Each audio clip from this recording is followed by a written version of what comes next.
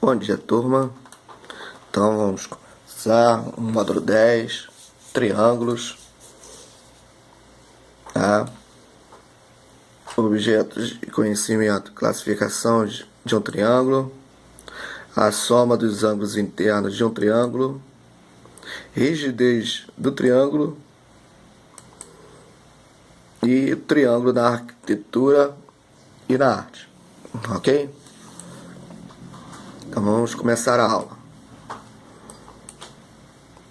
Então vamos começar, triângulos. Como vimos anteriormente que todo polígono que tem 3 lados, além de 3 ângulos internos e 3 vértices, é chamado de triângulo. Porque a palavra tri significa 3.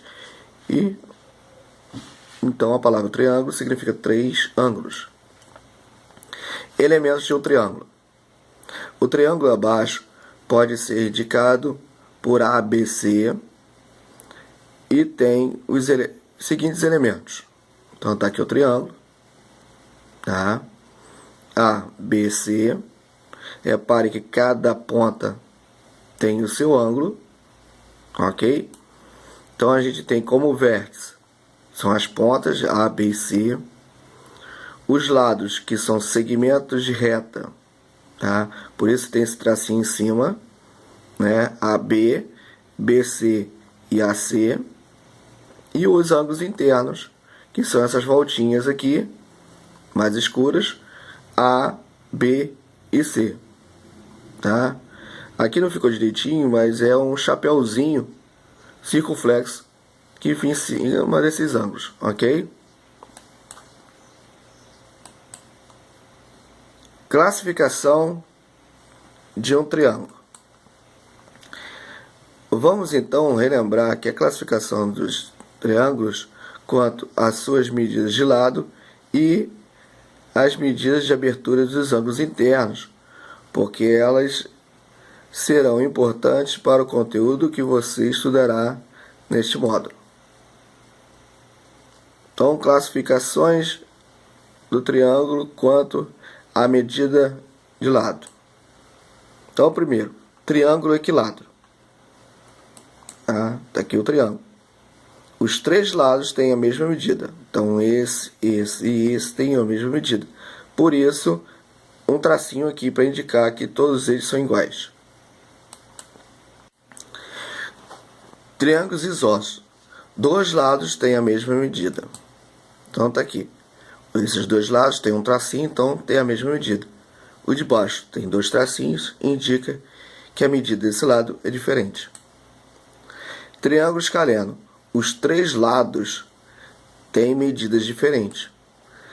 Então, repare aqui, ó, um tracinho, 2 tracinhos, 3 tracinhos. Então, são medidas diferentes.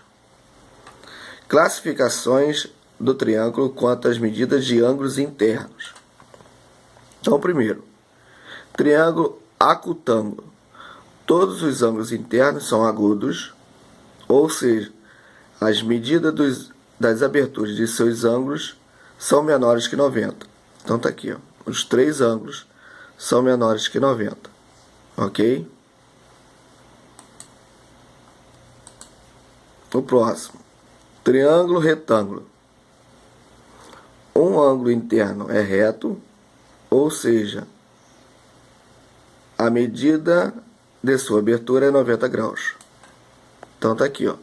Esse quadradinho aqui indica um ângulo de 90 graus. Tá?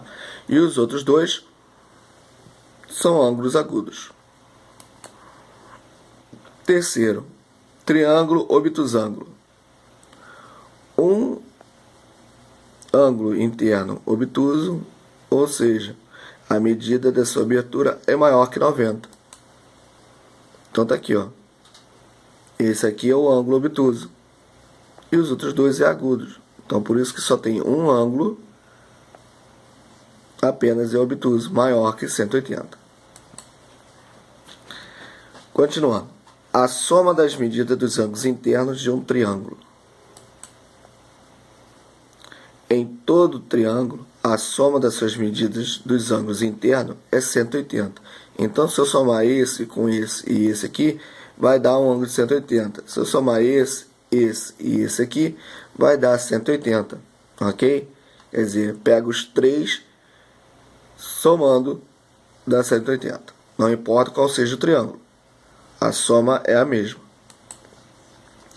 Relação entre os lados e os ângulos internos do triângulo. Em todo triângulo, ao ângulo do maior medida opõe-se ao maior lado e reciprocamente ao maior lado opõe-se ao ângulo do maior medida. Analogamente, ao ângulo de menor medida opõe-se ao menor lado. Quer dizer, isto é, ao menor lado opõe-se ao ângulo do menor medida.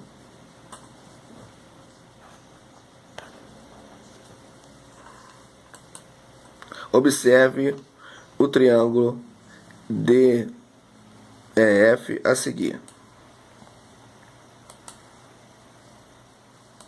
Então está aqui. Está o triângulo, as medidas de lados e os seus três ângulos.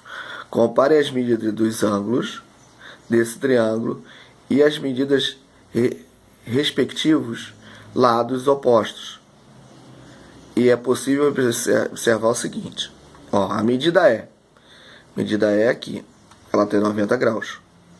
Seu lado oposto está na frente dele, é 10. Ok? Aí vem medida D, tá aqui em cima, é 53. Seu lado oposto é 8. No próximo, a medida F é 37. Seu lado oposto é o 6. Então, reparem, maior ângulo, usando a maior medida.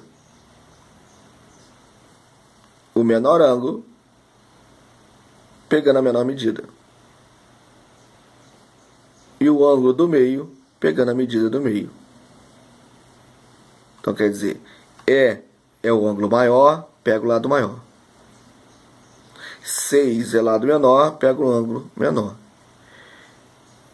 E o 53 é o ângulo do meio, pega a medida do meio. Ok? Relações entre um ângulo externo e dois ângulos internos não adjacentes no triângulo, quer dizer, não no mesmo lado. Em qualquer triângulo, a medida de seus ângulos externos é igual à soma das medidas dos ângulos internos não adjacentes a ele.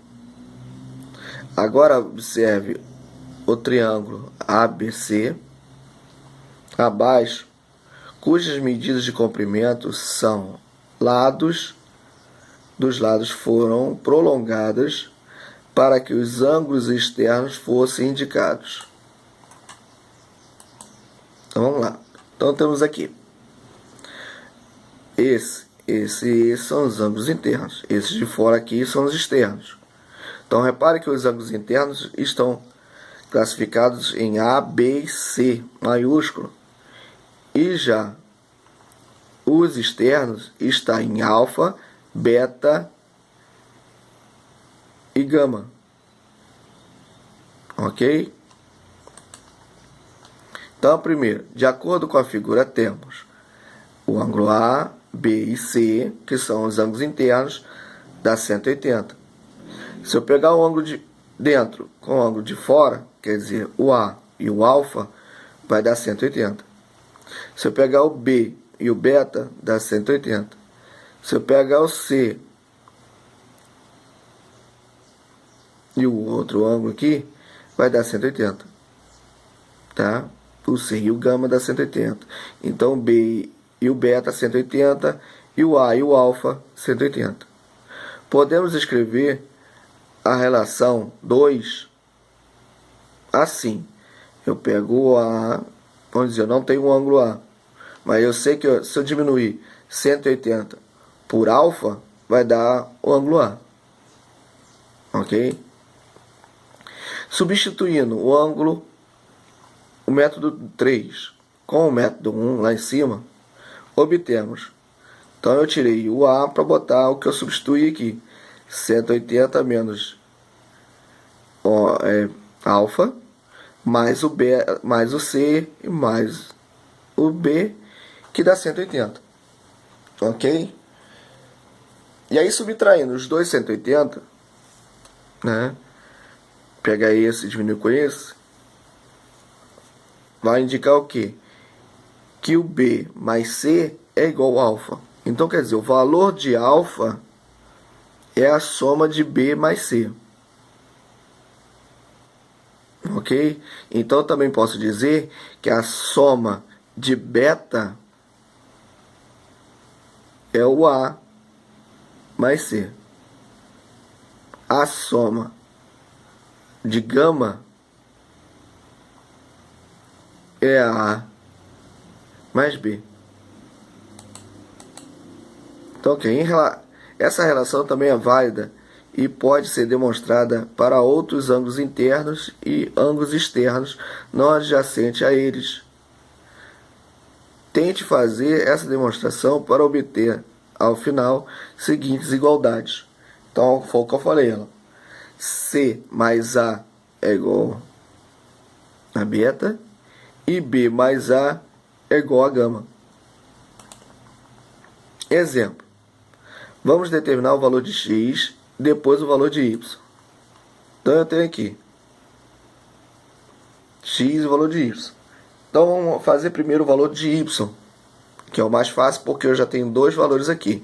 Eu tenho 52 e tenho 90. Então falta só saber o valor dele. Lembrando que os três ângulos internos de um triângulo é igual a 180. Então aqui, ó, os dois ângulos internos de um triângulo não adjacente, quer dizer, não no mesmo lado, ao ângulo x medem 52 e o 90. Então assim temos x é igual, pegar e somar esse com esse, eu vou achar o valor de x, certo? Para achar o valor de y, é só pegar a soma dos dois. Para determinar o valor de y, basta observar o valor do ângulo das medidas de x e y, formando o ângulo raso. Tá? Então, podemos ter aqui, ó, x mais y é 180, e x é 142, 142 mais y é 180. Então, eu vou pegar o 180 menos 142, dá 38, que é o y. Se eu pegar também 52 mais o 90 e mais o 38, vai dar 180. Porque os três ângulos internos dá 180. E o interno com o externo, somando os dois, dá 180 também. Então, outro modo de determinar o valor de y é lembrar que a soma das medidas dos ângulos internos de um triângulo é igual a 180. É o que eu acabei de falar. Assim temos 52 mais 90 mais y é igual a 180. Somando os dois, 142. 142 mais y é igual a 180. Pego o 180, diminui com 142, y é 38. Ok? Rigidez. O triângulo é o único polígono que apresenta rigidez geométrica. Porque não é possível deformar um triângulo, ou seja, alterar as medidas de seus ângulos internos, preservando as medidas de seus lados. Os outros polígonos podem ser deformados assim que sejam mantidos a medida dos lados. Por exemplo, quadrilátero. Observe que as medidas dos ângulos podem ser alteradas, enquanto as medidas dos lados podem ser mantidas. Então, botei aqui um exemplo. Eu tenho um quadrado, tá? E o quadrado eu posso inclinar para o lado. Ela continua sendo quadrado. As medidas continuam sendo as mesmas. E inclinei mais ainda. As medidas continuam as mesmas. Triângulo não dá para fazer isso. Ok? Se vocês quiserem fazer esse teste, vocês podem pegar 4 palitinhos, colar e formando um quadrado e depois tentar fazer isso. Vocês vão ver que ele vai acabar se inclinando. Outro exemplo é um pentágono. Novamente, preservamos a medida dos lados e alteramos as medidas dos ângulos. Então tá aqui. Se eu pegar essas duas pontas e puxar, ele fica mais gordinho, mas os lados continuam mesmo. Ou eu pegar essa ponta aqui de cima e afundar, continuo com as mesmas quantidades. Reparem que, ó, aqui no meio, olha lá, representou um triângulo. Ele não foi mexido. Ok? Então, as estruturas triangulares são utilizadas nas construções civis, ok? Porque o triângulo é uma figura rígida. Observe as imagens a seguir. Então, a primeira imagem, ó, uma construção de um telhado, ó, usando triângulo. Aqui, ó, triângulo. Ok? Quer dizer, estrutura triangular de madeira para sustentar um telhado. Ó, treliça ou tesoura tipo rower, geralmente empregados para instruções rurais. Ó. Isso aqui serve para fazer construção de telhado, ou fazer rampa, ou ponte. Isso aqui também serve para fazer telhado, serve para usar fazer ponte. Isso aqui, esse formato aqui, o do meio, é portão. Tem portão nesse formato, tá? Todos eles, ó, levam um triângulo para fixar. É o caso aqui da ponte, ó. Da ponte é parecido com esse aqui, ó. Tá? Só que aqui eles criaram retas. E em cima aqui na voltinha, se der para vocês reparar direitinho, aqui, ó, tem uns triângulos de fixação. Em todos eles, até o final. Tá? É uma ponte em Riga, em Látvia, na Letônia. Um lugar longe. Viu? Estilo triângulo. Todos eles. Triângulo na arquitetura e na arte.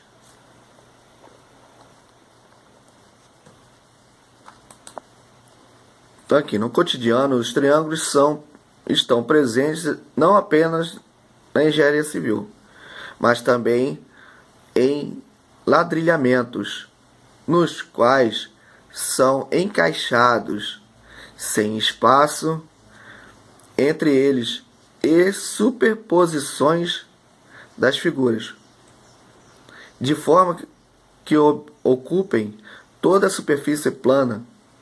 Essa técnica é aplicada no revestimento de pisos e paredes, forros de madeira e estamparia de tecidos, por exemplo. Os triângulos também são utilizados em mosaicos. Então aqui eu tenho 3 exemplos.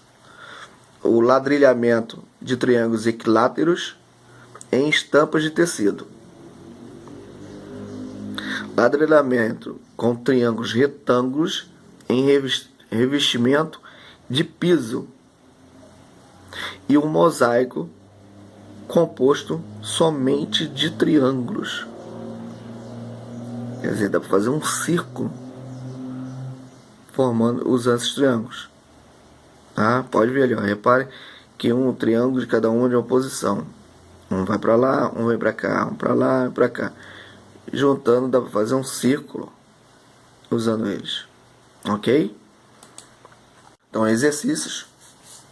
Questões do livro, página 381, questões de 1 a 3, página 382, questões de 4 a 7. Colocar os cálculos no caderno e mandar as fotos dos exercícios prontos. Quem não tem o livro físico pode consultar no livro digital na plataforma PH. Um abraço a todos e até a próxima!